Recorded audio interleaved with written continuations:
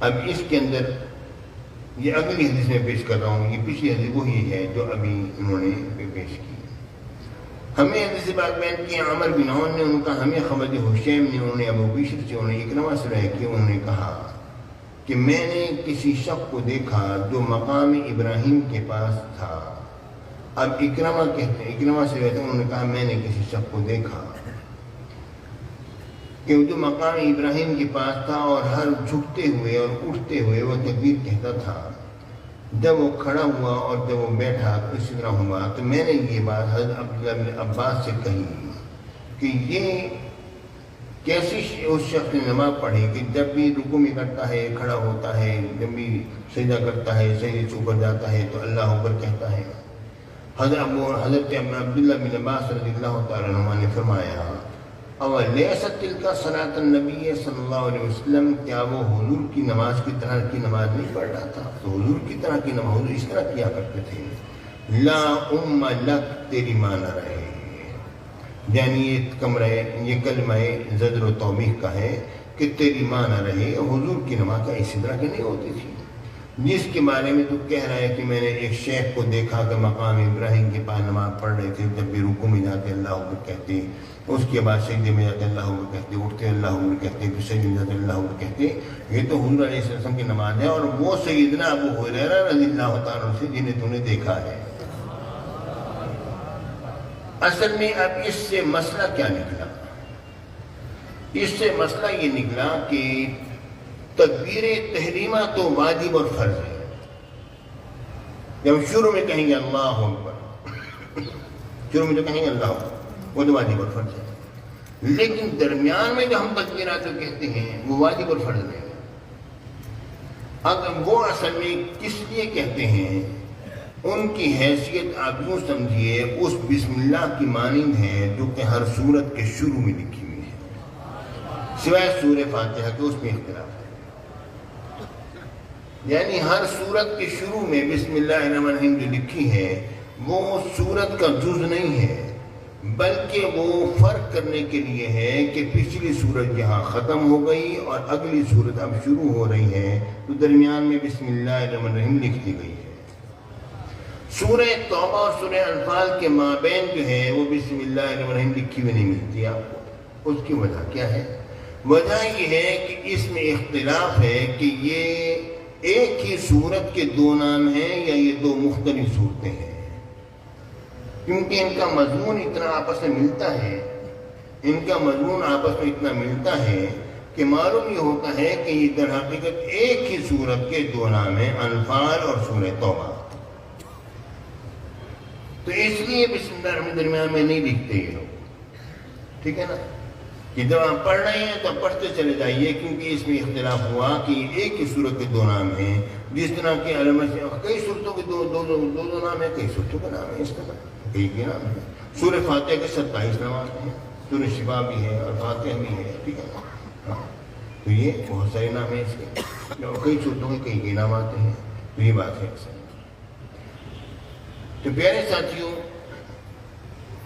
تو اس کا مطلب یہ ہو گیا کہ یہ اللہ اکبر جو ہم درمیان میں کہتے ہیں یہ در حقیقت مقتدی کو بتانے کے لیے ہے کہ ایک رکن مکمل ہو چکا، اب دوسرا رکن ہو رہا ہے، یہ فرق کرنے کے لیے ہے۔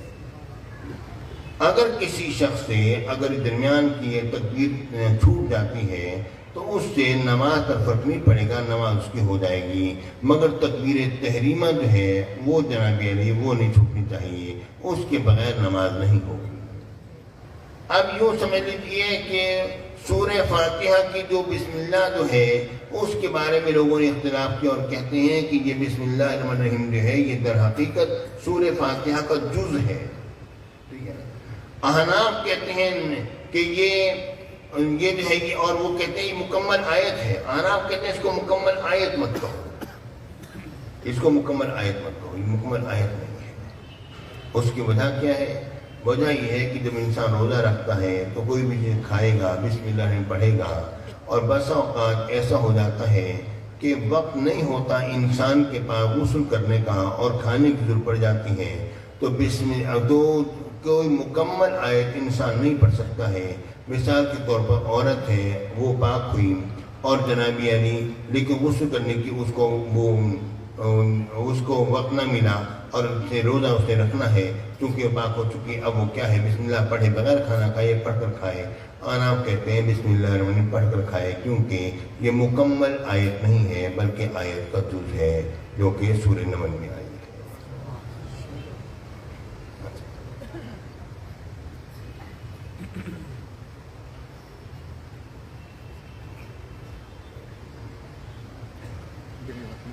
باب التکبیر اذا قام من السجود، جب کھڑے ہو سجدے سے تو اس وقت پر بھی تکبیر کہیں. یہ وہی حدیثیں بار بار امام بخاری، کیونکہ بخاری شریف میں حدیث کا تکرار بھی ہے، وہی حدیثیں امام بخاری بار بار ذکر فرما رہے ہیں. اچھا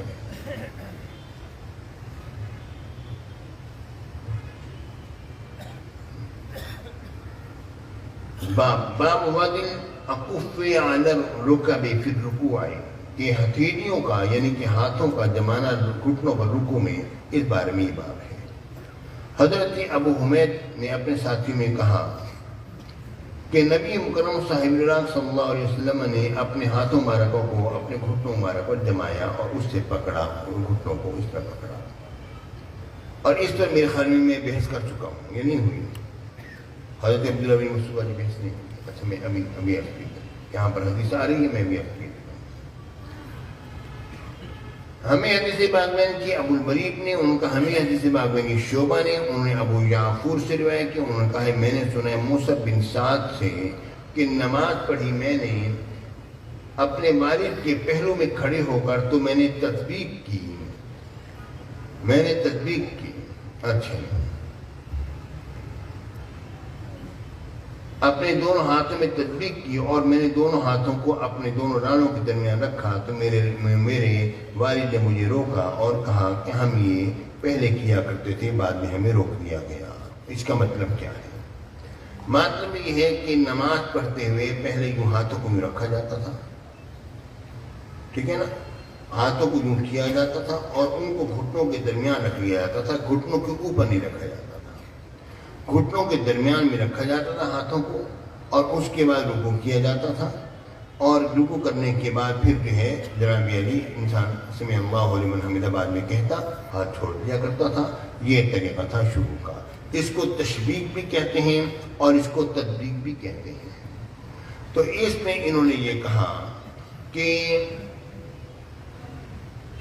میں نے جب اس طرح سے کیا، حضرت موسیٰ بن سعد کہتے ہیں کہ میں نے اپنے والد کے پہلو میں کھڑے ہو کے اس انداز میں نماز پڑھی. حضرت عبداللہ بن مسعود رضی اللہ عنہ اسی طرح نماز پڑھا کرتے تھے، اور یہ کہ شروع اسلام میں اسی طرح نماز تھی. اس کے بعد پھر نماز کا طریقہ یہ نکلا کہ اب اپنے ہاتھوں سے اپنے گھٹنوں کو انسان مضبوطی سے پکڑ لے، جس طرح ہم لوگ کرتے ہیں، اور اس انداز میں رکوع کرے کہ ہاتھ بھی کمان کے مانند ہو جائیں اور انسان صحیح طرح جھکے اور پیٹھ کو سیدھا رکھے. اب یہ طریقہ یہاں پر آ گیا. اس سے بہت سارے مسائل نکلتے ہیں پیارے ساتھی، بہت سارے مسائل. وہ کیا؟ اب یہ کہتے ہیں کہ ہم نے اس طرح سے کیا. حضرت عبداللہ بن مسعود رضی اللہ تعالیٰ عنہ اس طرح کیا کرتے تھے، اور آپ رفع یدین کے قائل نہیں تھے. کہا کرتے تھے کہ رفع یدین حضور علیہ السلام نے پہلے کیا، بعد میں چھوڑ دیا. اور یہ کہ تدلیق آپ کیا کرتے تھے، گھٹنوں کے درمیان میں ہاتھ باندھا کرتے تھے، رکھا کرتے تھے، اور اس طرح اور آپ نماز پڑھا کرتے تھے. تو ہوا یہ کہ انہوں نے حضور علیہ السلام کے رفع یدین کو بھی دیکھا تھا اور ابتدائی زمانے میں تدلیق کو بھی دیکھا تھا، جس طرح کہ موسیٰ بن سعد کے والد نے کہا اے میرے بیٹے، ہم شروع میں اس طرح کیا کرتے تھے، بعد میں ہمیں اس سے روک دیا گیا، وہ امیدنا اور ہمیں حکم دیا گیا ان ندع ایدینا علی الرکب، کہ ہم اپنے ہاتھوں کو اپنے گھٹنوں کے اوپر رکھ لیں، ٹھیک ہے، اور ہم اس رکھیں اور ہم اس طریقے سے رکوع کریں، آپ اس طرح نہ کریں. تو مطلب یہ ہے کہ ابتدائی اسلام میں یہ طریقہ تھا، بعد میں وہ ترک ہو گیا، جس کا نسخ حضرت عبداللہ بن مسعود رضی اللہ تعالیٰ عنہ تک نہیں پہنچا، ٹھیک ہے. یا انہوں نے حضور علیہ السلام، چونکہ وہ حضور علیہ السلام کے پیچھے کھڑے ہو کے نماز پڑھا کرتے تھے، حضور کے بہت زیادہ قریب تھے اور چھوٹے قد کے تھے، نحیف البدن تھے، ٹھیک ہے نا، تو انہیں وہ دیکھ نہیں سکے کہ میرے آقا نے اس طریقے سے ہاتھ درمیان میں باندھے ہوئے ہیں یا اب رکھے ہوئے ہیں، یہ گھٹنوں پر رکھے ہوئے ہیں، تو آپ تک یہ اس کا نسخ نہیں پہنچا۔ یا یہ ہے کہ جہاں تک یہ تو وہ بات کہی تو علماء نے کہی، لیکن میں اس سے ہٹ کے بات کرتا ہوں۔ میں یہ کہتا ہوں کہ انہوں نے حضور علیہ السلام کے ہاتھوں مبارک کو دیکھا کہ میرے آقا نے گھٹنوں پر ہاتھ مبارک رکھے ہوئے ہیں، لیکن وہ اسی طرح تطبیق کرتے رہے۔ وجہ یہ تھی کہ حضور علیہ السلام نے انہیں وہی طریقہ بتایا تھا، تو انہوں نے یہ گمان کیا کہ حضور علیہ السلام نے اس طرح سے جو ہاتھوں سے جو گھٹنوں مبارک کو جو پکڑا ہوا ہے، یہ اس لیے پکڑا ہوا ہے کہ جب انسان تھک جاتا ہے تو میرے آقا رخصت دے رہے ہیں، اجازت دے رہے ہیں کہ تھکاوٹ کی وجہ سے آپ اگر درمیان میں ہاتھ نہیں رکھ سکتے، اس طرح رکوع کرنا مشکل ہے، تو آپ اس طریقے سے ہاتھ رکھ لو تاکہ آپ زیادہ دیر تک آپ رکوع کر سکو۔ تو حضور علیہ السلام نے اس کو منسوخ نہیں کیا ہے، وہ طریقہ اپنی جگہ برقرار ہے، یہ ایک رخصت ہے اور سہولت ہے مسلمانوں کے لیے۔ بات میں آئی نہیں ہے؟ اچھا ہے، اس سے یہ باتیں میں نے خود کہی، اور اس سے ایک اور مسئلہ جو نکالا وہ کیا ہے، اور اس کے بعد میں اپنی بات کو اختتام پر پہنچاتا ہوں۔ اس سے مسئلہ ہم نے یہ نکالا کہ پیارے ساتھیوں، دونوں گھٹنوں کے درمیان، رانوں کے درمیان ہاتھ جو باندھ کے رکھا جائے گا، اس کا مطلب اب دیکھیے آپ غور کریں، حدیث پاک میں آتا ہے میرے آقا جب سجدہ فرمایا کرتے تھے اپنے بازوں کو کھولا کرتے تھے۔ میرے آقا کی یہ بازو جو ہے اپنے جسم سے انور سے ملے ہوئے نہیں ہوتے تھے، نہ ہی پیٹ مبارک ران سے ملا ہوا ہوتا تھا۔ میرے آقا کشادہ ہو کر اس طرح کر کے سجدہ فرمایا کرتے تھے، ٹھیک ہے، اس طرح ہاتھ مار اس طرح رکھا کرتے تھے اور اس طرح حضور علیہ السلام سجدہ ہوا کرتا تھا۔ یہ بات بار بار حدیثوں میں کتابوں میں آ رہی ہے کہ میرے آقا کا سجدہ کیسے تھا۔ میرے آقا اپنے بازوں کو کھلا رکھا کرتے تھے اور پیٹ مبارک کو رانوں سے جدا رکھا کرتے تھے، اور میرے آقا ایک جس طرح بہترین طاقتور شخص سجدہ کرتا ہے، میرے آقا اس طرح سجدہ فرمایا کرتے ہیں، ٹھیک ہے۔ یہ بات واضح ہو گئی کہ میرے آقا کا سجدہ اس طرح سے بخاری شریف میں ایک نہیں یہ 20 مرتبہ یہ حدیث پاک آئی۔ اب معاملہ کیا ہے؟ لیکن رکوع کے بارے میں یہ بات آتی ہے کہ اپنے ہاتھوں کو رکھا تو گیا نا، شروع میں جہاں رکھا گیا، یہ بات میں رکھا تو گیا نا، یعنی کہ ہاتھوں کو کس طرح رکھنا ہے؟ اس طرح رکھا گیا کہ دونوں رانوں کے درمیان، گھٹنوں کے درمیان اس طرح کر کے رکھا گیا۔ تو آپ یہ بتائیے اس وقت گھٹنے اور رانے ملی بھی ہوں گی یا کھلی بھی ہوں گی؟ بس یہ سمجھ لیں، یعنی اتنا زیادہ فاصلہ جو لوگ دے دیتے ہیں، جو کہ انسان ہیبت ناک لگے دیکھ دیکھ کر کے کیا ہو رہا ہے نماز میں، تو یہ چیز اس میں نہیں ہے۔ یہ تطبیق اور تشبیق بتلا رہی ہے کہ ٹانگوں کا چیرنا اسلام میں نہیں ہے، ہاتھوں کا کشادہ کرنا اسلام میں ہے۔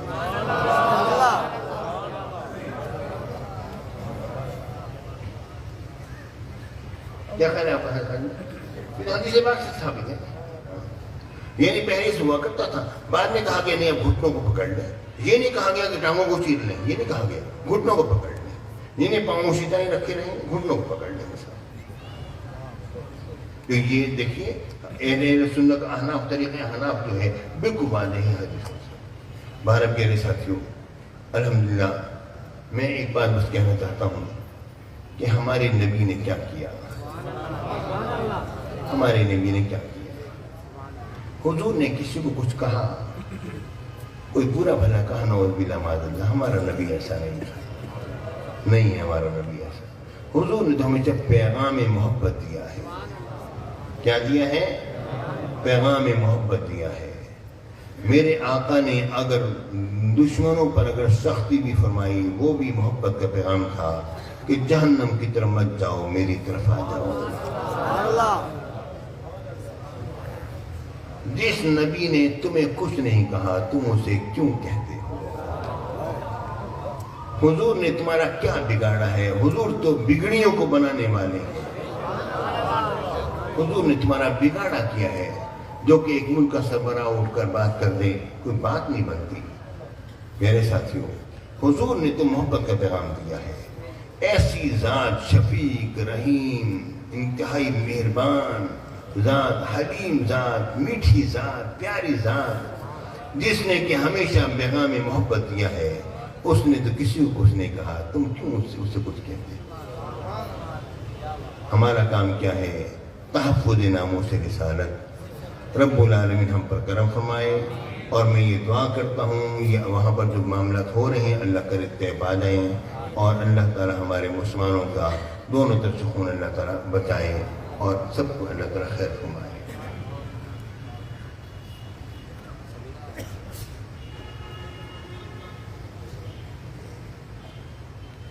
تو یہ بات آ گئی، ٹھیک ہے نا پیارے ساتھیوں؟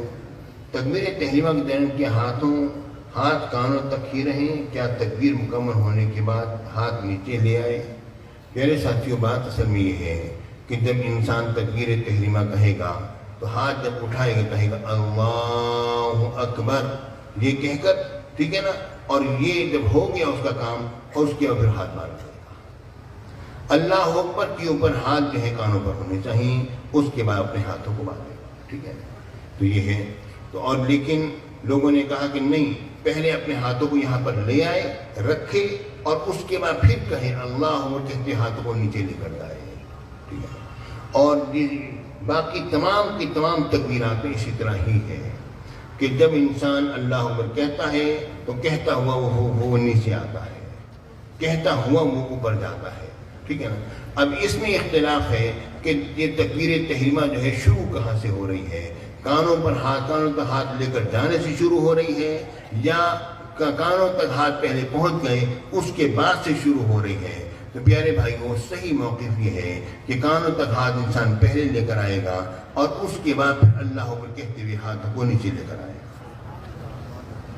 کیونکہ جتنے بھی باقی بھی جتنے افعال ہیں اس کے اندر وہ اسی طرح ہی ہیں کہ اللہ اکبر کہتے ہوئے رکوع میں جا رہا ہے، رکوع میں اللہ اکبر کہتے ہوئے جائے گا، یہاں تک کہ اللہ اکبر کی رے مکمل ہوگی تو سر سجدے میں ٹک جائے گا، اور جس وقت کہ اٹھے گا اوپر، ٹھیک ہے نا، تو اٹھنے پہلے اٹھ جائے گا، اور جب کھڑے ہونے کے قریب ہوگا تب وہ اللہ اکبر کہے گا، تاکہ سارے لوگ اس کے ساتھ کھڑے ہو جائیں۔ اور صحیح طریقہ یہی ہے، کیونکہ اس کے اللہ اکبر کہنے سے پہلے کوئی اور سجدے میں نہ چلا جائے، اور اس کے اٹھنے سے پہلے کوئی اور کھڑا نہ ہو جائے۔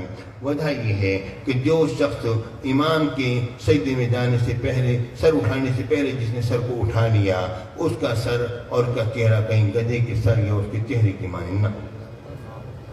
صحیح موقع یہی ہے کہ وہ اللہ اکبر کہہ کر اور ہاتھ باندھے گا۔ میں نے اس کی توجیہ بھی ساری تفصیل بیان کر دی۔ اصل میں ہدایت جو ہونی پڑی استاد مولانا حکیم صاحب اللہ سے، اللہ تعالیٰ وہ زندہ سلامت رکھے۔ ابھی ہم دعا کی درخواست کر رہے تھے، دعا کرنے سے بھی خراب ہے، تو انہوں نے ہر چیز کی مجھے علت بیان کی تھی کہ یہ حکمت، اس علت نہیں، انہوں نے حکمت بیان کی تھی۔ علت وہ ہے جو قرآن کی حدیث آ گئی، اس کے اوپر جو وجوہات ہوتی ہیں وہ حکمت کے ساتھ ہوتی ہیں، ان حکمتوں کے ساتھ انہیں ہدایت پڑھائی تھی۔ بہرحال انسان بھول بھی سکتا ہے چیزیں، ظاہر ایک عرصہ دراز ہو گئی ہدایت پڑھے ہوئے۔ اللہ رب العالمین ہمارے گناہوں کو معاف فرمائے۔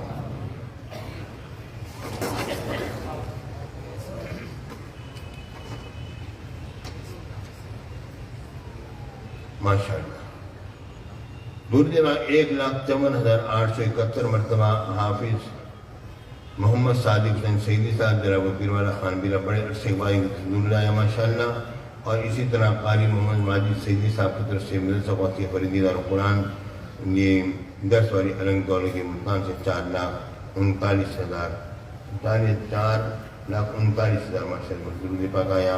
اور اس طرح یہ عبدالحنیف بنڈا اسحاق سے ماشاءاللہ وہاں سے بھی آیا، زنی بیوی شائستہ بھی بہتوں کی طرف سے بھی آیا ماشاءاللہ، اور محمد حفیظ سیدی زکریا ٹاؤن کی طرف سے بھی آیا ماشاءاللہ، اور دعا کی اپیل بھی کی انہوں نے، سب کی دعا کی اپیل ہے۔ اور یہ برکت بڑے خواتین یہ انہوں نے ماشاءاللہ درود محمد کبیر وغیرہ سبھی نے عطا فرمایا۔ درود پاک ورکر برائے خواتین کی طرف سے ماشاءاللہ یہ ایک نیا انہوں نے ایک الگ بنایا ہے، اور میں یہ کہوں گا کہ اگر اپنا یہ دے دیں خواتین کو تو سب اس میں جمع کرا دیا کریں خواتین۔ قاری محمد اسماعیل سیدی صاحب کی طرف سے ماشاءاللہ درود بہر کمار شریف 1000 کی تعداد میں آیا۔ جامع سے خوشحال کرونی کی طرف سے ماشاءاللہ 1 لاکھ مظاہرہ شفا آیا۔ اور اس کے علاوہ مسجد عربیہ فیضان رسول اس خونی بود ہمارے مفتی محمد قاسم فرید صاحب کی طرف سے بے شمار 1,81,280 آیا۔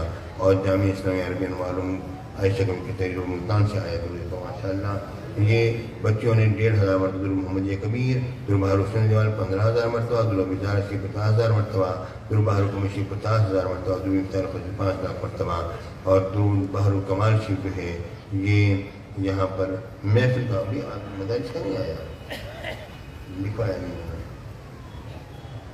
تو کوئی کون لکھا نہیں ہوتا، آپ اس سے رابطہ کریں، اس کے نہر مدارس میں پڑھا تو جا رہا ہے مسلسل۔